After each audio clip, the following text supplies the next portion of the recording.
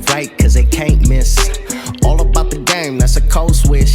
Serving up the truth, call it ruthless. Tune in and get your fix from Blake and Vish Sports.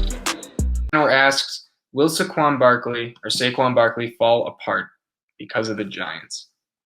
And I just wanted to more talk about the Giants more than, I guess, Saquon. But what are your thoughts on the Giants' offense this year, Vish? So this is kind of like the do or die year for Daniel Jones, Danny Dimes, as some call him.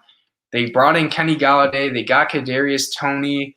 Saquon's coming back from the ACL. It's kind of, I think, the year everyone's saying, all right, he either has it or he doesn't. But Vish, I just wanted to get your thoughts. Yeah, so I think that the Giants. Okay, so to full disclosure, I am personally a Daniel Jones supporter. I maybe am a little bit more supportive of Daniel Jones than the average person. I truly believe with all my heart that Daniel Jones can be a top 20 quarterback in the NFL. He might be 20 or 19, but I think he can be a top 20 quarterback in the NFL. I think he's tough. I think he's accurate. I think he's an inconsistent decision maker, but there's moments where I say, okay, the issue is obviously he's oblivious to pressure in the pocket. He fumbles too much. He makes some horrible decisions at times. And he's also prone to tripping when he's – no, I'm just playing. But so I am a Daniel Jones fan, and because of that, I am a little bit higher on the Giants. I do think they have an excellent defense. Dexter Lawrence is one of the most underrated football players in the NFL. He is a monster in their front seven. Leonard Williams had an unbelievable season last year. He might be maybe paid. He got paid for it too. Maybe some would argue he's a little bit overpaid. I personally don't. I think he's a hell of a football player. I think that's a great duo up front. I thought Blake Martinez was much better than I've ever seen Blake Martinez in my life last year, and I thought he was a solid linebacker. I think right. Crazy. I think their secondary is solid. Logan Ryan played great for them last year. Jabril Peppers is good. James Bradbury is an excellent corner. They have a really nice scheme with Patrick Graham, kind of running what New England does, but he has his own twist on what they do as well, and they're unique week to week in their game plans. It's all really interesting. It's cool. It works. Their defense is good.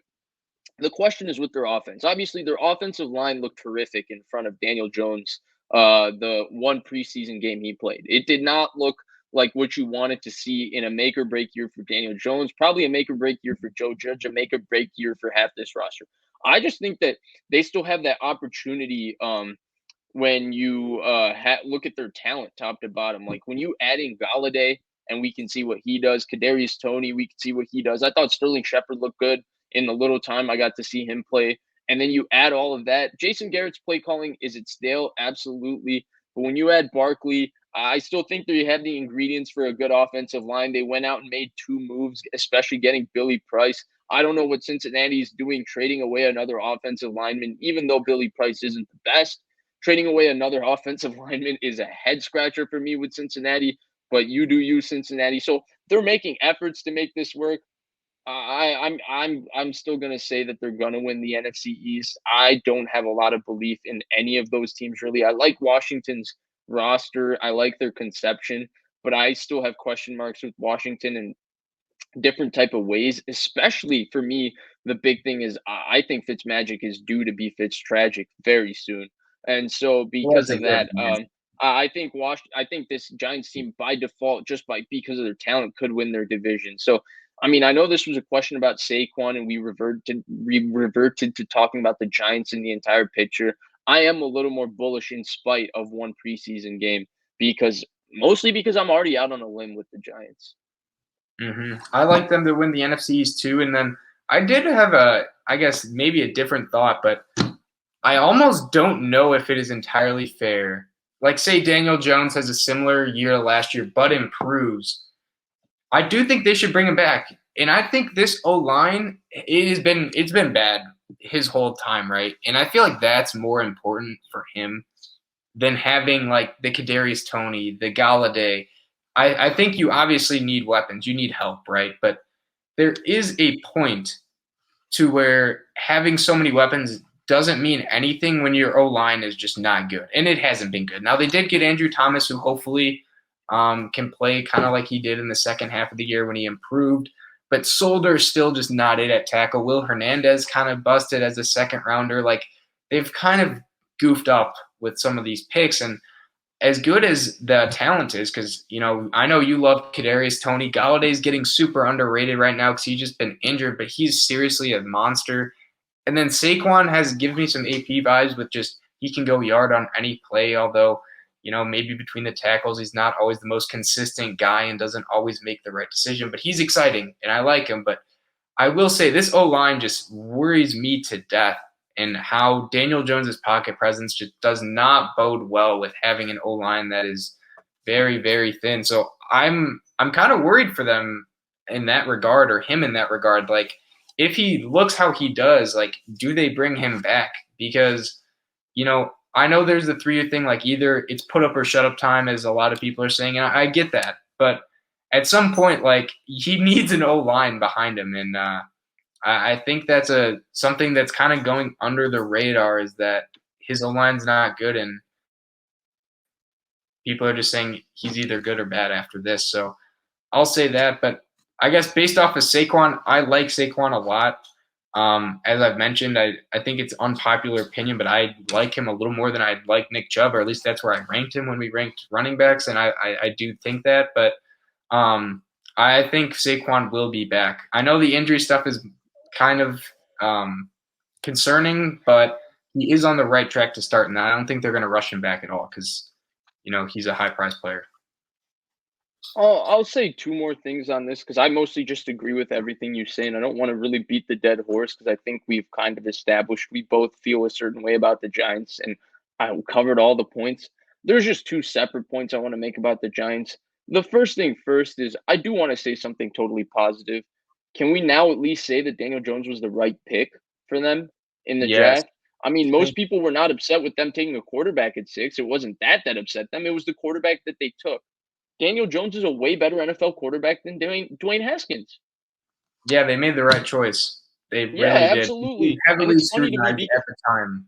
he's so scrutinized, right? And everybody just jumps on Daniel Jones because of that pre-draft hate. But how has Dwayne Haskins looked in the NFL? Daniel Jones is way better than him. The other thing I wanted to make, and it's more specific to John Mara and the taunting rule. The taunting rule sucks. And I hate the fact that John Mara said, like, oh, these guys need to play. Like, I love expression in the NFL. I love expression of emotion.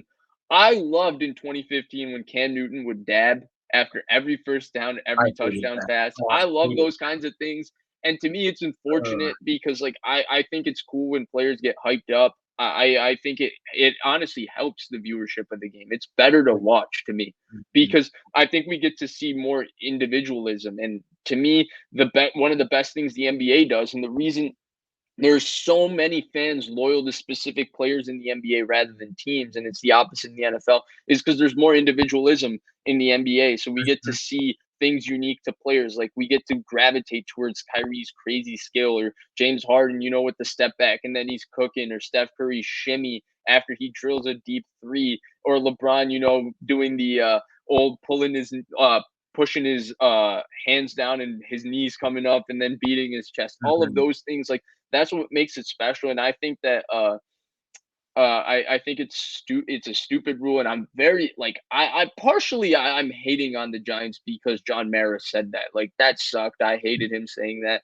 And I hope that the taunting rule isn't as crappy as we think it's going to be. I mean, we thought the roughing the passer penalty was going to be terrible, and then it didn't end up being so bad. The pass interference challenge, we thought it was going to be terrible. It ended up being terrible. So we'll see with the taunting penalty. Hopefully it's not that bad. Yeah, I don't think I've heard anyone besides just like these, like, I guess old head, football guys that have actually are advocating for this rule. Like, what is better than seeing Tyreek Hill get a house call on just like a 50-yard bomb and he's throwing up the peace sign, or Aaron Rodgers doing the belt, or Colin Kaepernick kissing his bicep? Like, that's what makes people like players a lot more. Like, Cam Newton was very polarizing. I hated him in 2015 because he was beating my Packers and he was stomping the NFC. But it was cool, like, seeing a smaller market team and someone kind of come out of I mean, them not being the best and then being at the top and celebrating that. Like, you should celebrate when you're doing good, obviously. And it's a very emotional game, too. Like, I just can't imagine this going over well. And the funniest thing to me about this is Chauncey Gardner-Johnson, the guy who is the best taunter, the best talker, possibly in the whole league. He's gotten in fights with Javon Wims, another Bears Michael guy. Thomas. Michael Thomas in practice, he was very much against it. And if Chauncey Gardner-Johnson is against it, then I also am against it because he said it best. Like, it's an emotional sport for emotional guys, and that's how he gets amped up, and that's how he plays better. So, yeah, you got to keep that in there. I cannot believe they are actually implementing this, and I really hope it gets – I think it'll get taken out within a year. Like, I cannot see this being a permanent thing. Yeah, and it's funny because like even sports that tried because the no trash talk, all of that is a very country club image. It's like a golf, tennis type image, Yeah. like country club sports, and even sports like that. Like there's a lot more. I'm a avid tennis watcher. There's a lot more. I would say maybe the traditional older fan that would call like non-classy. I think there's a lot of that happens in tennis, but for whatever Definitely, reason, yeah. the sports perception remains. So I don't get it with football why they need to do this. I think it sucks. I really do think it sucks because I think there's a lot of really, really cool things that come out of it. And I think it's a way for players to build like brands. Like Kaepernicking was a brand.